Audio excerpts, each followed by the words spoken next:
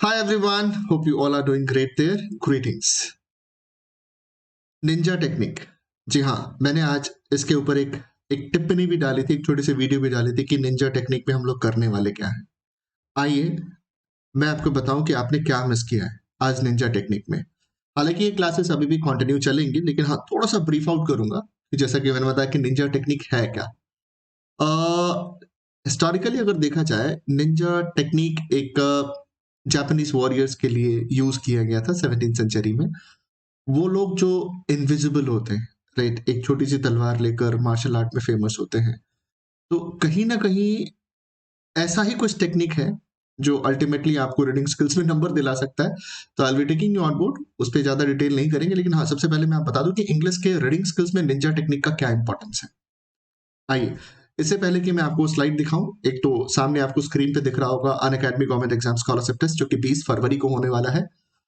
Rewards from the pool of 25 lakh. जी हाँ, इसमें इनरोल और रजिस्टर करना मत भूलिएगा अगर आपके कोई फ्रेंड्स और कलीग्स जो गवर्नमेंट एग्जाम की तैयारी करना चाह रहे हैं, जिसके कारण इसके वो वंचित ना रहे, जिसमें स्कॉलरशिप का आप लाभ उठा सकते हैं। नाउ ब्रीफली क्या आपने मिस किया, जैसा कि स्क्रीन पे देख रहे हैं, ये एक थोड़ा बहुत मेरा एक्सपीरियंस है जो कि मैं आपको आने वाले सेशंस में शेयर करना चाहूंगा। अगर आप मेरे सेशन से जुड़ना चाहते हैं तो डीएनए लाइव कोड का यूज करिएगा, फ्री क्लासेस के लिए भी और सब्सक्रिप्शन के लिए भी। My classes are completely based on the newspaper from the extract of Mint and Financial Express। ज्यादातर बैंक फाइनेंस और इकोनॉमी के टॉपिक को कवर करता हूं मैं, तो वो सब आपको कंटेंट में दिख जाएगा। ये वो स्लाइड है जिसमें आपको ये बताया जाएगा कि कैसे और क्यों हम सबसे ज्यादा न्यूज़पेपर पढ़ें और क्यों ये टॉपिक सबसे ज्यादा रेलेवेंट है, खासकर एग्जामिनेशन पॉइंट ऑफ व्यू से अगर देखा जाए। तो ये जो छोटे डायमेंशन देखे जा रहे हैं, पैराजम्पल्स के, फिलर्स के, स्टार्टर कनेक्टर्स के, आरसी बेस्ड क्वेश्चंस के, ऑड वन आउट के, कोहेरेंट के और इन्फरेंस के, इन सभी का लॉजिक आपके डायरेक्टली रीडिंग स्किल्स के साथ है। तो कहीं ना कहीं ये सारे टॉपिक एक दूसरे से आपस में रिलेटेड है, जहां पर हम सबसे ज्यादा निंजा पार्टिकल्स का यूज करने वाले हैं। अब आइए बताता हूँ निंजा पार्टिकल्स हैं क्या। ये पूरा कॉन्सेप्ट है जो हम लोग क्लास में डिस्कस करने वाले हैं। ये वो है आपके निंजा पार्टिकल्स, जिसकी मैं डिस्कशन कर रहा था अपने सेशंस में कि कैसे हम लोग इन सारे लॉजिकल वर्ड्स का यूज करते हैं, जिससे अल्टीमेटली हम किसी भी सीक्वेंस ऑफ सेंटेंस के अंदर जाके उनके स्ट्रक्चर को डिकोड करते हैं। तो अल्टीमेटली किसी भी पैराग्राफ को आप स्ट्रक्चर के द्वारा पढ़ो। See, there are two methods people are using right now, right. एक तो आप क्या करते हैं, पूरे पैराग्राफ को हिंदी कर लेते हैं, लेकिन हिंदी करने के बाद अचानक होता क्या है कि जैसे आप क्वेश्चन पे पहुंचते हैं तो दोबारा आपको पैराग्राफ की तरफ जाना पड़ता है। इस निंजा टेक्निक से मैं दिए गए इन स्ट्रक्चर्स का यूज करके किसी भी पैराग्राफ को इजीली कम से कम समय में सॉल्व कर सकता हूं। ये इंपॉर्टेंस है हमारे इस निंजा टेक्निक का, यानी a pure reading based on structures. क्योंकि कोई भी पैराग्राफ अगर आप पढ़ेंगे तो ये सारे स्ट्रक्चर उसमें इन्वॉल्व है, जो कि आने वाले क्लासेस में मैं डिस्कस करूंगा। ये सारे आपके बेसिक कॉन्सेप्ट है जो कि मैं क्लास में डिस्कस करने वाला हूँ, कि कई मेथड हैं जिससे आप किसी भी आरसी के टॉपिक को, किसी भी पैराजम्बल के टॉपिक को, किसी भी कोहेरेंस के टॉपिक को, किसी भी इन्फरेंस के टॉपिक को एक ऐसे आसान स्ट्रक्चर्स में आप निट कर दो ताकि आप उस पूरे पैराग्राफ को रिटेन कर पाओ। तो आपको सीधा समझना क्या है, चाहे वो आरसी हो, पैराजम्बल हो, इन्फरेंस हो, कोहेरेंस हो, आपको दिए गए पैराग्राफ को इस दिए गए आइडिया ऑर्गेनाइजेशन पैटर्न में सम अप करना है। अब एक छोटा सा झलक दे रहा हूं मैं आपको, हालांकि ये सारे क्वेश्चंस मैं करवाऊंगा क्लास में। ये आपके मेंस लेवल के अक्सर क्वेश्चंस वगैरह होते हैं, टोन पे भी क्वेश्चंस पूछे जाते हैं। मतलब आरसी एक आसान टॉपिक नहीं है। अगर मैं एक छोटे से शब्दों में कहूं तो आप यूं कह दें कि हाँ आरसी बहुत ही आसान टॉपिक है, नहीं। अल्टीमेटली कुछ कॉन्सेप्ट ऐसे हैं जो इस टॉपिक को आसान बनाते हैं, एंड इट टेक्स टाइम। ऐसा नहीं कि एक क्लास में आप तुरंत कर लेंगे। तो अल्टीमेटली आने वाले 7 क्लासेस में मैं इस टॉपिक को डिटेल्ड वे में बताऊंगा कि कैसे हम लोग वन बाय वन डायमेंशंस को कवर करेंगे ताकि आप इस आरसी के टॉपिक को मजबूत कर पाओ।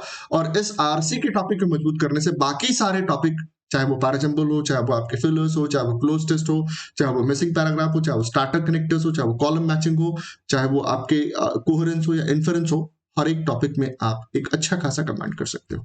तो ये सारे मैं डिस्कशन करूंगा आपको आने वाले क्लासेस में। ये सारा एक प्रारूप है, बट बहरहाल एक छोटा सा प्रारूप दे रहा हूं कि निंजा टेक्निक का सबसे बड़ा इंपॉर्टेंस क्या है। लेट सपोज कि मैं आपको एक पैराग्राफ दे रहा हूं आपके सामने स्क्रीन पे, ये रहा एक पैराग्राफ आपके सामने स्क्रीन पे है। नॉर्मली आप जब एग्जामिनेशन में बैठोगे तो कुछ ऐसा ही दिखेगा वो। अब आप यहाँ पे देख रहे हो कि 2 पैराग्राफ है। जब आप पढ़ने जाओगे तो आप करते क्या हो, आप सीधे यहाँ से स्टार्ट करते हो।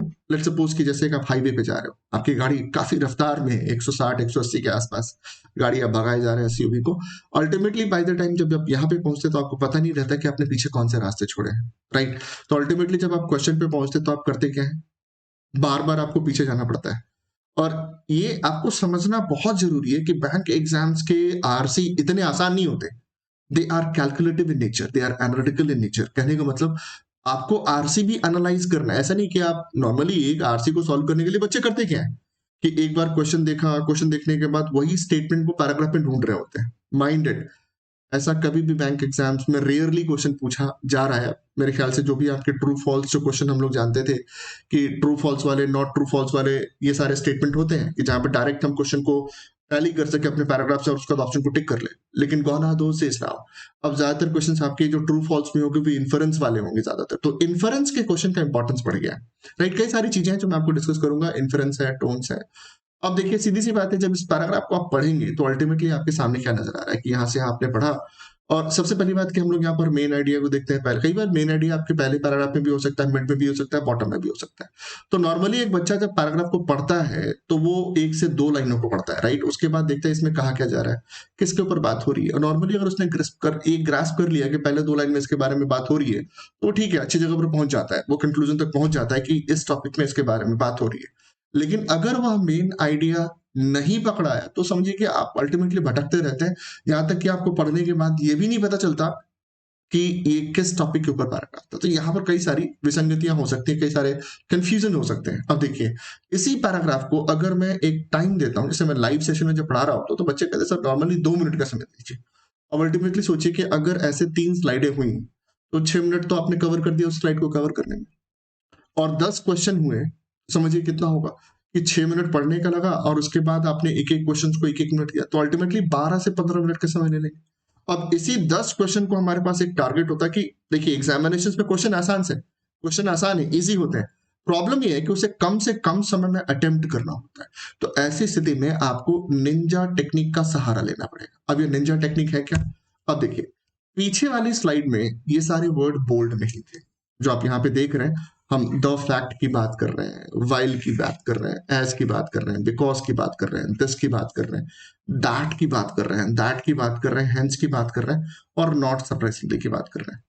अब आपको करना क्या है कि अगर आपने यहाँ पर किसी चीज के बारे में, लेट्स सपोज आपने यहाँ पर पढ़ा कि end of all education lies in developing the ability to have a meaningful and rewarding engagement, then at the end of formal education courses the fact remains that the Indian context is far from satisfactory in terms of gross pass out and employment mismatch। तो जाहिर सी बात है अगर मुझे पता है कि while का यूज कंटेक्स्ट वाइज कॉन्ट्रास्ट में होता है कि अगर आपने पॉजिटिव कंटेक्स्ट पीछे पढ़ा है तो उसका आउटकम कॉमा के बाद नेगेटिव में, तो जाहिर सी बात है कि हम यहाँ पर एक तरफ से अपने एजुकेशन सिस्टम की बुराई के बारे में बात कर रहे हैं कि हम एमटेक बीटेक कर तो लेते हैं लेकिन उसके मुकाबले में हमारे पास जॉब नहीं होता। तो एक तरफ पॉजिटिव और नेगेटिव है। अब इसी एक लाइन को अगर हम समझ पाए और एज से यही बात अगर हमने एज से लिंक कर दिया तो कहीं ना कहीं यहाँ पर एज का मतलब सिमिलैरिटी है। तो अगर हमने पीछे वाले सेंटेंस में ही हम देख रहे हैं कि यहाँ पर फार फ्रॉम सेटिस्फैक्टरी है तो यानी कि वो अनएम्प्लॉयड है, और एज के बाद अगर हमने अनएम्प्लॉयड को जोड़ दिया तो दोनों अनएम्प्लॉयड एक जगह हो गए। अब फिर यहाँ पर बिकॉज के द्वारा उसी का कारण बताया जाने लगा। तो कहने का मतलब अगर इस पूरे 3 सेंटेंस को मैं नेट करूं तो यहाँ पर एजुकेशन की कमी है, कमी के कारण अनएम्प्लॉयमेंट है, फिर अनएम्प्लॉयमेंट क्यों है उसका रीजन है, बस इतनी बात हो रही है।